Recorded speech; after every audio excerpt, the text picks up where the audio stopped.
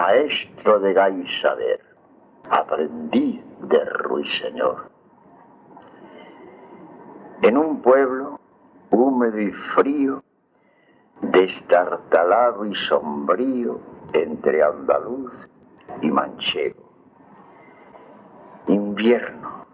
Pío Fernández Muriedas, insigne recitador de poesía clásica del siglo XX, poeta y pintor, conocido como Pío Muriedas y también como Pío Fernández Cueto, ya que al finalizar la Guerra Civil y hasta finales de los años 50 no puede utilizar el apellido Muriedas por su connotación pública durante la guerra.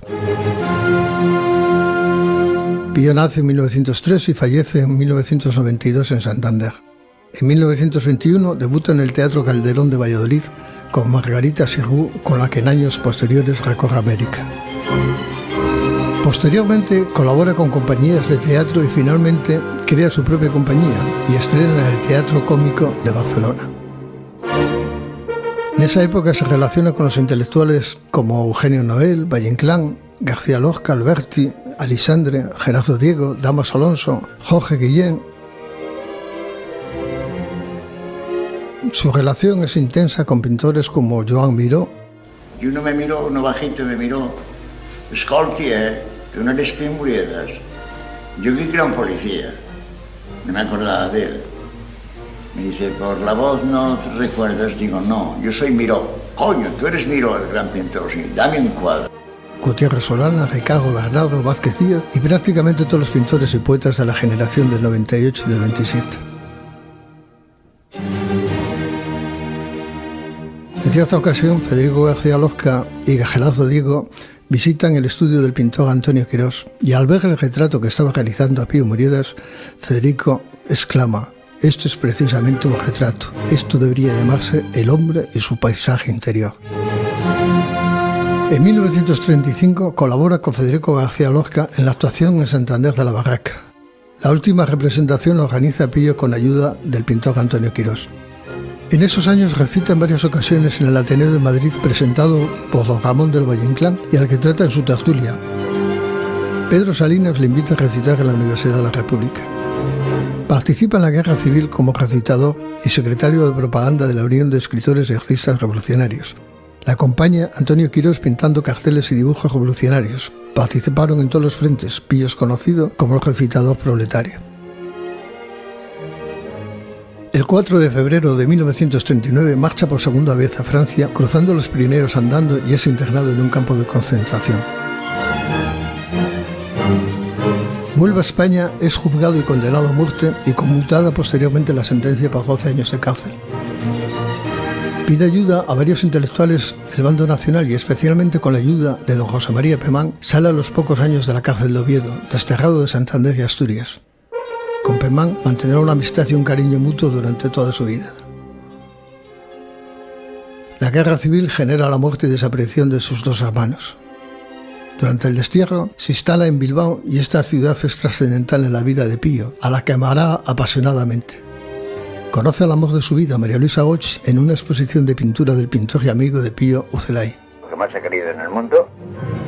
La borrachera de amor, según decía Pío, dura el tiempo que vive María Luisa, desde 1946, en que comienzan su aventura, hasta que fallece prematuramente en 1972. María Luisa llevaba una contabilidad de los recitales de poesía de Pío por toda España. Hasta 1972 contabiliza en esos 25 años 2.400 recitales. Y zumban los insectos. Y la venta de 900 obras de arte de 86 pintores diferentes. Maestro de Gaisader, aprendiz de Ruiseñor. Pío trata con la seriedad a Pío Baroja, Vicente Alisandre.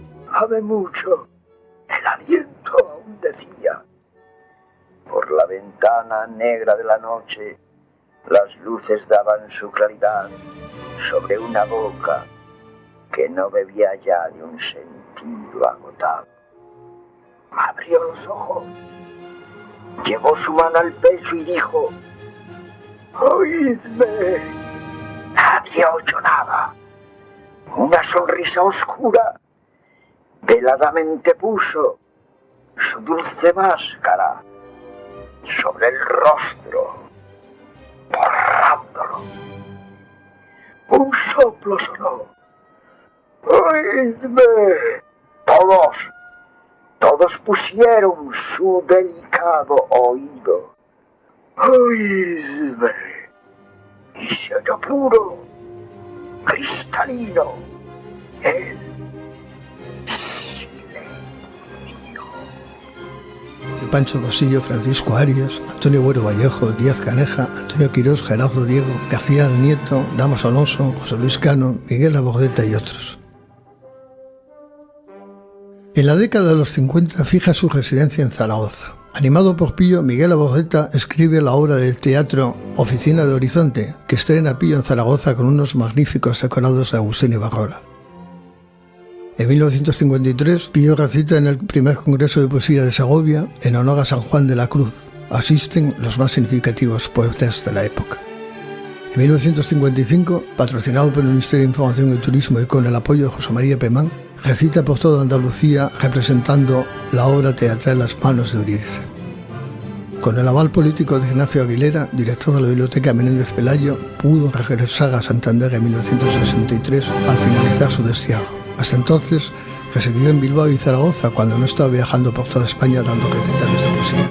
Durante la década de los 60 y 70 es apoyado por Manuel Fargar Ibarna y el poeta Federico Muelas. Recita en la Radio Nacional de España para América y participa en diferentes eventos del Ministerio de Información y Turismo.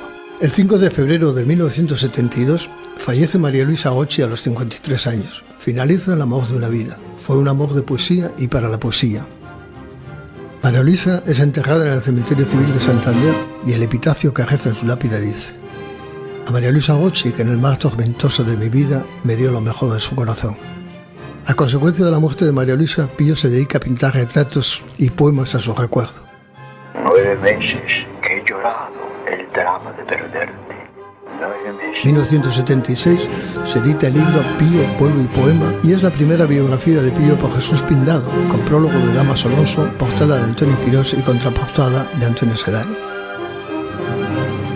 En 1984, organizado por Aurelio Goga y Jesús Pindado, viaja a Nueva York. Recitó el 18 de febrero en la Casa de España el poema de Federico García Lorca, poeta de Nueva York. Más vale sollozar, afilando la navaja, o asesinar a los perros en las alucinantes cacerías, que resistir en la madrugada los interminables trenes de leche, los interminables trenes de sangre y los trenes de rosas maniatadas por los comerciantes de perfume, los patos y las palomas, y los cerdos y los corderos ponen sus gotas de sangre debajo de las multiplicaciones y los terribles alaridos de las manos estrujadas llenan de dolor el valle donde el Hudson se emborracha con aceite. En 1985, Jesús Garay dirige una película autobiográfica de Pillo con el título Impío. Durante su vida, Pillo es retratado por los 50 pintores más significativos de España y glosan su figura en poemas dedicados a él, más de 100 poetas, entre los que se encuentran 3 premios Nobel y 10 premios Cervantes. El 8 de diciembre de 1992, Pillo fallece y es enterrado en el Cementerio Civil de Santander junto al amor de su vida, María Luisa Gocci, y con el epitafio: la vida es un cuento narrado por un idiota con grandes alardes y sin sentido alguno, que es un verso de William Shakespeare al que él amaba profundamente.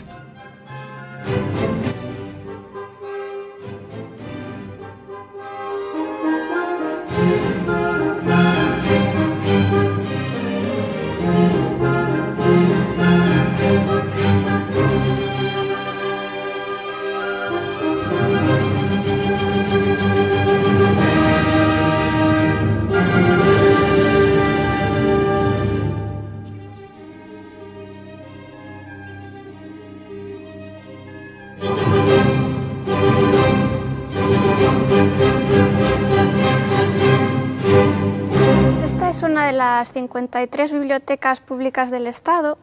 Tiene una doble función, es biblioteca pública por un lado, que damos servicio a todo tipo de usuarios, de ciudadanos, e intentamos hacer llegar pues, tanto la información, la educación, la cultura y que sea también un espacio de ocio a todo tipo de ciudadanos. Esa exposición se celebró en una de las salas de la biblioteca. que solemos dedicar a exposiciones que tengan un cierto contenido relacionado con nuestra función, o con autores cántabros o relacionados con Cantabria, o con la literatura, o con el mundo del libro en general o de la edición. La propuesta llegó de la Dirección General, que aceptó el proyecto presentado por el comisario, y nosotros, la verdad, lo tuvimos muy fácil porque era un proyecto que venía muy bien redactado, planificado y gestionado, y no nos tocó más que, bueno, ceder las instalaciones, organizar los espacios.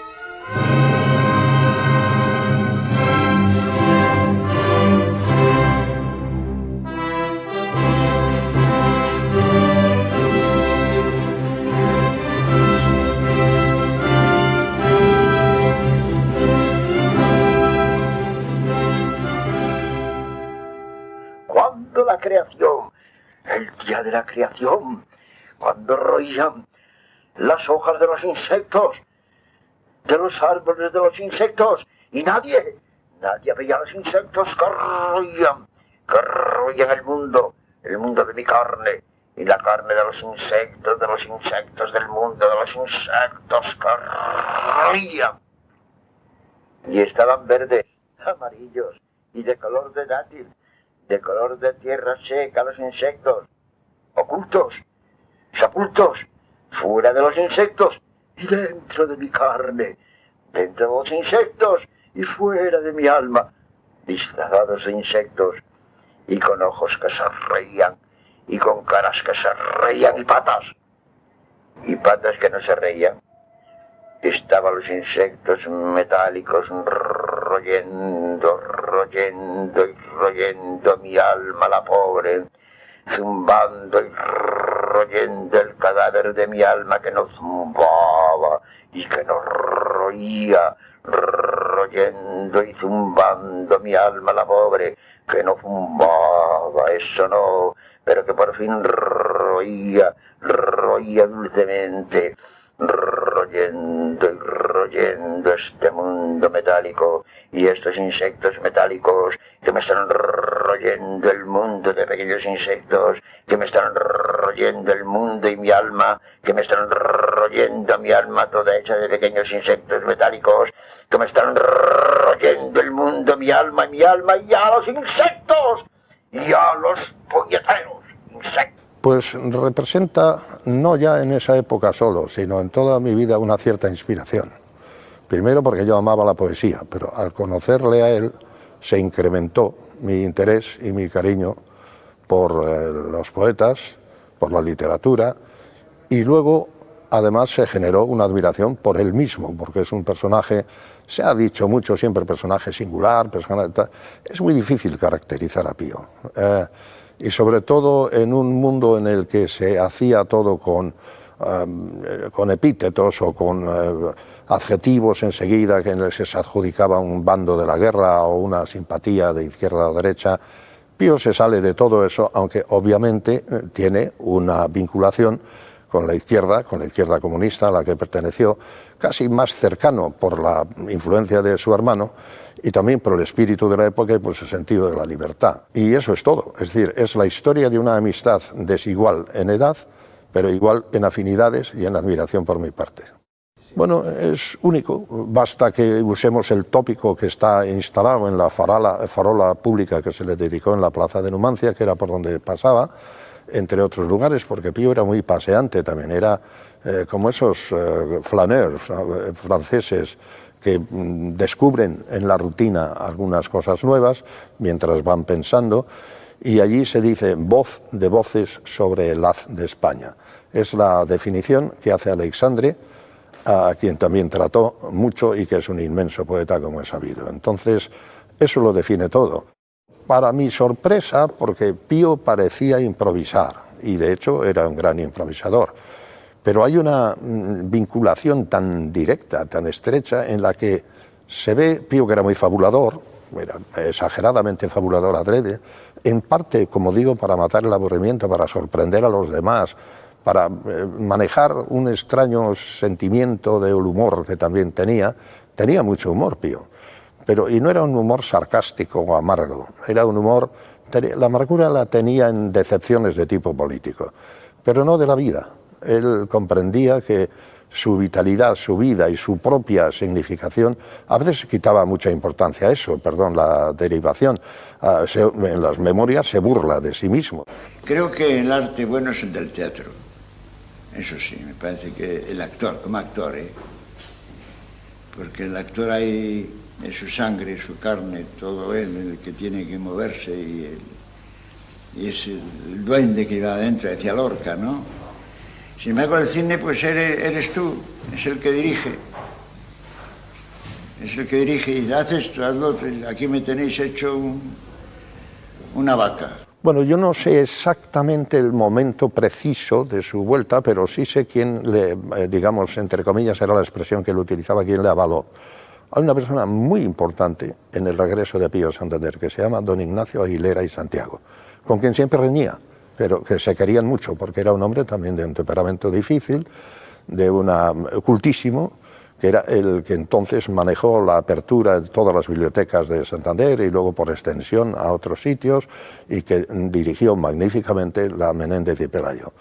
Y Pío le visitaba con frecuencia, entonces este era un liberal cristiano, no era un demócrata cristiano, porque había sido de la FUE y había sido de una izquierda moderada, y tal, pero puso toda la carne en el asador para que Pío volviera, y ese es clave. Y luego, bueno, en España son otros muchos. Pío tenía, ahora es una vergüenza, que se le ha quitado a Pemán en su propia tierra, la estatua, incluso la calle, que tal. Y Pemán era un hombre de una bondad increíble, era un hombre magnífico en el teatro, es un cuentista tan bueno o mejor que Alberti, desde luego de ese nivel, y es un articulista, probablemente el mejor de España. Le admiraba muchísimo Paco Imbral, y Pío pues tuvo con él una cercanía tan honda que este hombre incluso creo que llegó a hablar con el general Franco, o por lo menos buscó un mediador para que lo hiciera. Así es que Pío era esencialmente agradecido, y tenía una reverencia por Pemán que hoy habría que oírle si se entera de esto de quitar el monumento. Bueno, estaría echando sapos por todas partes. Entonces estos son claves, Pemán, y luego en lo local, en el mundo regional de Santander, Aguilera.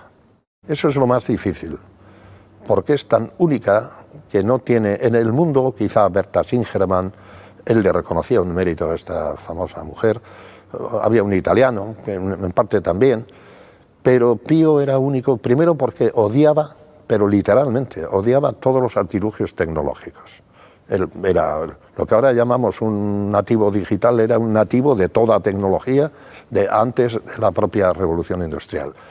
Y llamaba microbocilones a Serrat, a Rafael, a tal, no exento quizá de un pequeño resentimiento por el éxito tremendo que tenían, cuando a veces no era la voz. Él, como sabes, volvió a España con Redondo, al cual le mandaron a cantar la salve a la catedral y a él le mandaron a la cárcel. O sea que dos que regresan, fíjate qué destino tan distinto. Admiraba la voz natural, no se quedaba en un mero impresionista, aunque hay mucho de impresionismo en su recitación. Tenía una voz también muy adecuada para lo trágico, y él distinguía entre trágico, dramático perfectamente. En sus memorias se refiere a otros. Él se considera único, desde luego, pero se considera a otros que considera muy buenos, a Dicenta, no sé, a Carlos Lemos, a quien yo vi también en un Max Estrella fantástico, y estuvimos hablando 2 días de Max, de Valle Inclán y de la interpretación de Carlos Lemos, a quien también admiraba. Entonces, ¿cómo recitaba Pío? Recitaba con el alma, metiéndose en el papel y tenía una ventaja, en el papel del poeta, porque los conocía. Y entonces sabía también sus sentimientos, eso también influye en la interpretación. Y añadía lo suyo, tomaba en consideración la fortaleza del propio poeta y también los defectos los sobrepasaba. Era muy buen mímico, era magnífico con la voz y extraordinario. Y todo se estropea un poco, como bien sabes, con las grabaciones y todo eso, porque en la época pues ni era lo que a él le gustaba. Recitaba fantásticamente. El Lobo de Gubia, por ejemplo, termino con esto, de Rubén Darío, yo no se lo he visto recitar mejor a nadie. Cuando hay un diálogo entre el lobo y San Francisco, Bueno, hay un momento de una intensidad donde el santo, con una enorme bondad, le pide cuentas al lobo por haber vuelto al mal. Y luego la ferocidad del lobo para justificar que los animales no son peores que los hombres, sino al revés, es tremendo. O cuando al final dice, tú te quedas en el risco, yo quiero existir en mi libertad, y le dice, sigue tu camino y sigue tu santidad. Eso lo bordaba Pío. Y bordaba Lorca, porque tenía la ventaja tremenda, que no se me olvide esto, de que él había oído recitar a Lorca. Y entonces cuando la gente dice, a las 5 en punto de la tarde, de manera... Pío no, Pío decía, a las 5 en punto de la tarde. Con lo cual parece que el reloj cae sobre ti implacable. Era distinto, era único. En todo el mundo digo, de nuestra época y tal, fue un mazazo terrible, ¿no? Pero sobre todo para gente que se había significado políticamente, aunque no era un militante al uso, como Pío, pues entonces tenía miedo a las consecuencias que se pudieran extraer de su participación, sobre todo en su relación con amistades republicanas, amistades de izquierdas, el hecho de tener un hermano que pertenecía al Partido Comunista y era bastante militante, y también el ir a los frentes de guerra con una camisa roja, como le conocía la gente, que antes de llegar a la estación en el tren salía por la ventanilla y ya reclamando versos de Miguel Hernández y otros poetas revolucionarios.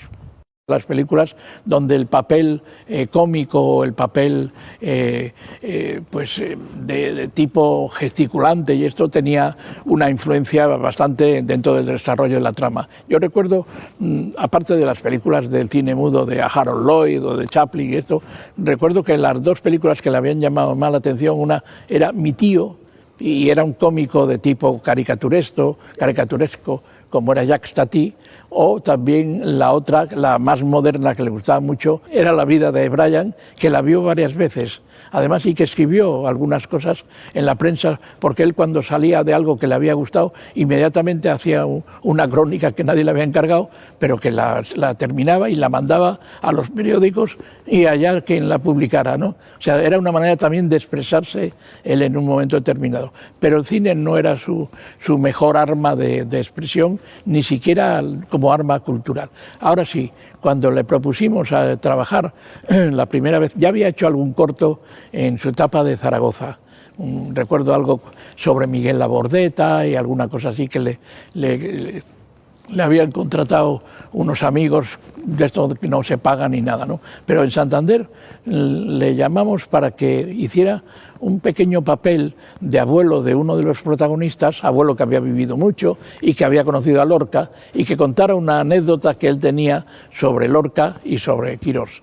Esa anécdota estaba previsto con sonido directo que lo contara, pero cuando llegó el momento pues empezó a dar rodeos y no la contó al final. Es la anécdota que no le gustaba recordar en ningún momento, aunque luego hablando con nosotros pues se refería a ella. Y a partir de ese personaje tan interesante que desarrolló él, que no tenía cabida, la había escrito Jesús Garay sobre la marcha al conocer a Pío, le invitamos a ser protagonista de Consagración, que es uno de los dos cortos de Géminis que hizo Jesús Garay, y finalmente ya la película que hizo Garay sobre él es un retrato completo de Pío, incluso exhaustivo, que es Impío. Yo creo que ese retrato, para conocer a Pío, hay que ver esa película, que le define completamente, incluso todas sus contradicciones, sus enfados, sus impaciencias.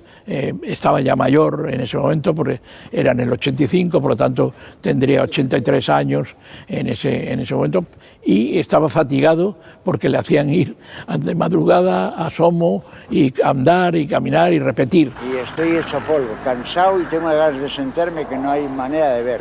Estoy cansado. Estoy muerto. Lo peor que puede haber es eso que dicen del cine. El cine se compone en tres cosas. Una es dinero, dinero, dinero, pero la otra es repetir, repetir y repetir.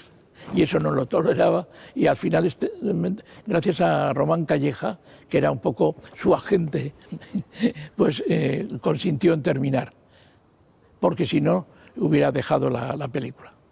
Conocí a Pío Muriedas en algún verano de final de los años 70 en una cafetería ya desaparecida, Frixia, que estaba en el centro de Santander. Ahí solíamos reunirnos, sobre todo en verano, los inquietos de la ciudad, periodistas, pintores, escritores, y sobresalía la figura de Pío, siempre impecablemente vestido, los zapatos lustrados, usando una prenda que entonces ya estaba en desuso, el sombrero. Pío era un poco un eslabón entre la generación, entre nosotros y la generación que había sido barrida, ninguneada, exiliada por la guerra civil, el franquismo, la generación del 27. No en vano había trabajado con Margarita Xirgu en el teatro, había sido amigo de Lorca, de Alberti, y de alguna manera Pío se dirigía un poco en una memoria de aquella época, y su empeño en seguir ejerciendo un oficio que ya venía de Grecia, el de juglar, el de rapsoda, le daba esa categoría. Pío se empeñaba en mantener viva la poesía de aquella época por medio de unos recitados que eran vehementes, seguramente con técnicas de los años 30, futuristas, vanguardistas, hasta cubistas.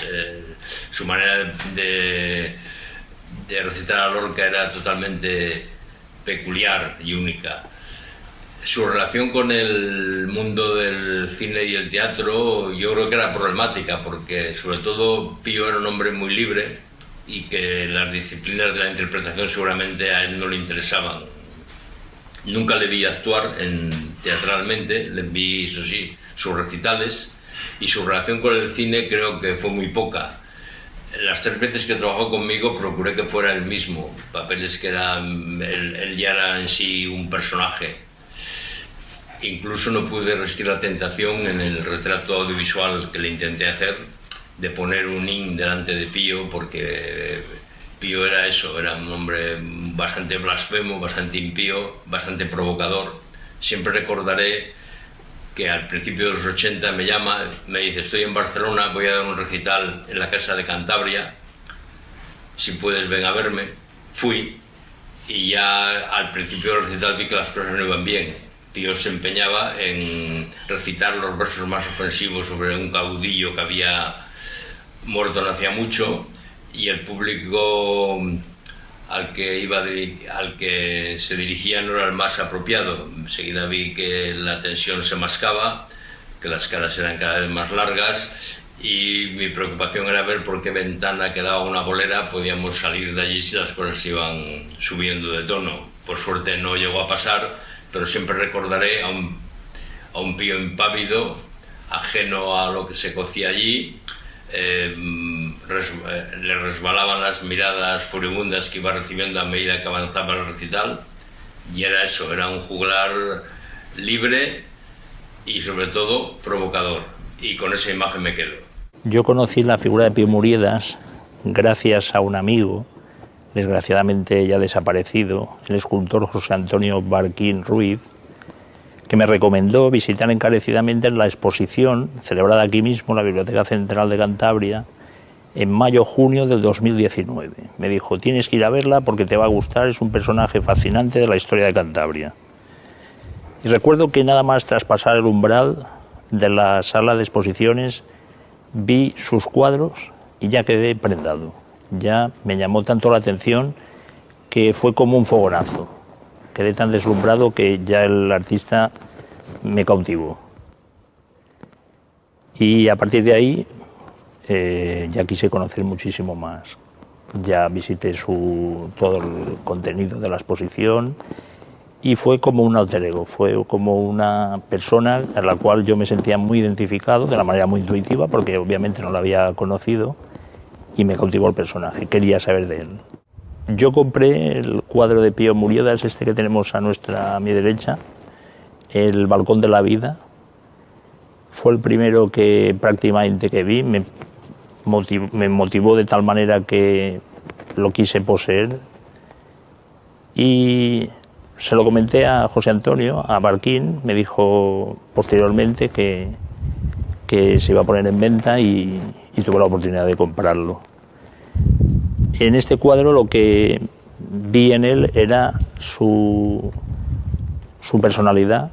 Paul Cézanne decía que el color es el lugar donde se encuentra el cerebro y el universo del artista, ¿no? Y en este cuadro yo he descubierto el cerebro y el universo del artista a través del color. El color que es característico de Pío y que es un color diáfano, es un color vital, es un color auténtico y es un color que busca la verdad y la belleza. Y por eso me quedé prendado de él. Cuando Joan Miró le contesta a Pío, le envía un cuadro y le dice que tu pintura está llena de poesía viva y pura. Y es cierto, en eso es una característica destacable de Pío, ese color, esa vitalidad, esa fuerza y esa belleza. Despreciadme o amadme, pero respetad mi libre canción, que solo sabe comprender vuestros amores y vuestras tristezas. Y así el juglar caminó por la vida siempre, siempre solo, eternamente solo. Efectivamente, lo que hay que hablar sobre todo es de una personalidad artística, porque no se trata tanto de un pintor o de un poeta, sino de una personalidad múltiple, deseosa de expresarse, deseosa de encontrar belleza, de encontrar ese punto de contacto con los demás que es el arte, y eso realmente no es tan usual. Es más fácil encontrar un especialista en un campo que una figura como esa tan polifacética. Bueno, yo eso debo decir que me afecta más personalmente, ¿no? Porque he pasado por un trance semejante. Yo también perdí a mi mujer hace unos pocos años, y eso fue para mí un cambio total, un trauma total. Yo no he escrito una poesía, porque desgraciadamente no sé, pero escribí un libro dedicado a mi mujer y a nuestra relación, y más o menos expreso en él lo que se expresa en esa poesía de Pío. O sea que esa ausencia que de alguna manera se convierte en algo más presente que todo lo demás que uno tiene alrededor, ¿no? Yo vivo más con esa ausencia que con la presencia de las cosas que me rodean, y supongo que a él le ocurría lo mismo. Bueno, eso yo, hablar por otra persona, y sobre todo una persona que no está entre nosotros, es muy complicado. La desafección a mí me parece normal, porque no es lo mismo el Partido Comunista durante la guerra que el que hubo después, que el que estaba viendo en Europa. Es decir, son realidades históricas. En nosotros ahora lo vemos perfectamente. Lo que hoy se llama Partido Comunista, esa amalgama de Podemos, etcétera, no tiene nada que ver con lo que fue el Partido Comunista de la transición española. Bueno, pues entonces digo que no es un caso tan infrecuente el hecho de que personas que fueron comunistas o socialistas, etcétera, en una época determinada, con la deriva, vayan cambiando. O sea, a mí siempre me gusta mucho recordar aquella expresión de Churchill, que cuando le reprochaban que había cambiado de partido allí en Inglaterra, él decía: he cambiado de partido para no tener que cambiar de ideas, ¿no? Bueno, pues en ocasiones hay que cambiar de partido. Yo creo que hoy incluso yo diría que hay más pluralidad. Es decir, hay personas que hacen, gracias a Internet, gracias a todas las posibilidades que tiene hoy la red, hacen muchas cosas. O sea, no probablemente algo de la raigambre artesana, etcétera, que tenía todavía la pintura, la poesía en la época de Pío. Hoy es mucho más disperso, pero en cambio hay muchas más posibilidades. Los niños pequeños, que son los que manejan bien Internet, etcétera, tienen una cantidad de juegos, de cosas que verdaderamente sorprenden. Yo, por lo tanto, creo que vienen artistas diferentes. No tanto como él o como los del siglo XVI, pero probablemente vienen artistas distintos y sugestivos también. Yo recuerdo haber conocido a Pío Morías en los años, aproximadamente en los 75, 76, recuerdo que lo conocí en una cafetería que ya no existe en el muelle, que se llamaba Dover, y él acababa de ver una exposición mía en la Galería Besaya. Entonces, en la cafetería Dover me presentaron a Pío y, curiosamente, pues me recordó que estaba escribiendo en una especie de servilleta de la cafetería un comentario poético sobre la exposición mía y que se refería a los árboles que yo pintaba con carácter humanoide en el Sardinero, ¿no? Y recuerdo que ponía, más o menos recuerdo que decía: tus árboles son hombres pensados en madera, silenciosos y tristes como un dios sin medida. Eso lo recuerdo perfectamente. Desgraciadamente, aquel escrito no se conservó.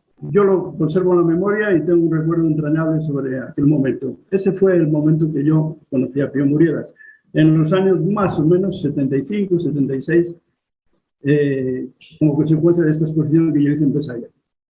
Bueno, yo creo que Pío pues, ha sido quizá un caso único, recitando a cuerpo limpio versos y buen teatro por todos los pueblos y las ciudades de España. Yo creo que el caso de Pío es singular por poco frecuente. Yo creo que es un caso único, ¿no? No sé exactamente si hubo más o menos, pero así con el carácter infatigable y el empeño de Pío sobre la poesía y el teatro de calidad, yo creo que no ha habido nadie. Lo refleja muy bien esto Buero Vallejo en una gran presentación que hace y hace alusión a esto, precisamente. No, a mí el resultado me parece extraordinario y a mí me conmueve especialmente porque esas memorias yo las tuve mucho tiempo, tú recordarás, en mis manos, y yo tuve la intención de hacer las cosas que no pude nunca lograrlas, y afortunadamente sí se ha hecho, y se ha hecho con un carácter inmejorable, y lo que sí estoy satisfecho de haber participado en esas memorias con las ilustraciones de diversos capítulos. Sí. Bueno, me parece imprescindible el que hayas publicado estas cartas, estas correspondencia amorosa. Me parece que es un poco el colofón perfecto para las memorias, lo cierra perfectamente.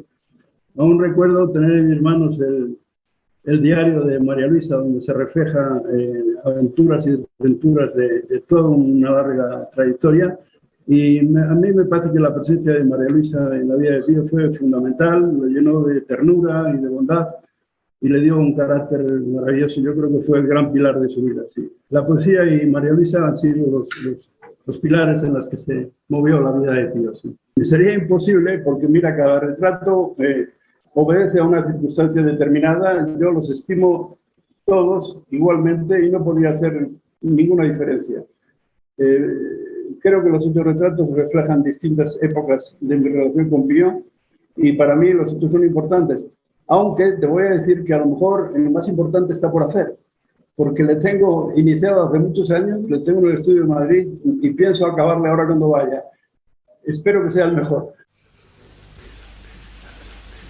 De la vieja Fuentegrata, en el sonoro cristal, la luna brillaba igual que una moneda de plata, temblaba su mano breve de blanca y sedeña piel. Qué bonita cae la nieve, y un espíritu burlón que entre las sombras había, al escuchar mi canción, se reía, triste, voluntad rendida al dolor de la pobreza. Oh, la infinita tristeza de la amada mal vestida, palabra de amor que esconde la llaga que va sangrando. Y andar, siempre andar. ¿Hasta dónde? ¿Hasta cuándo?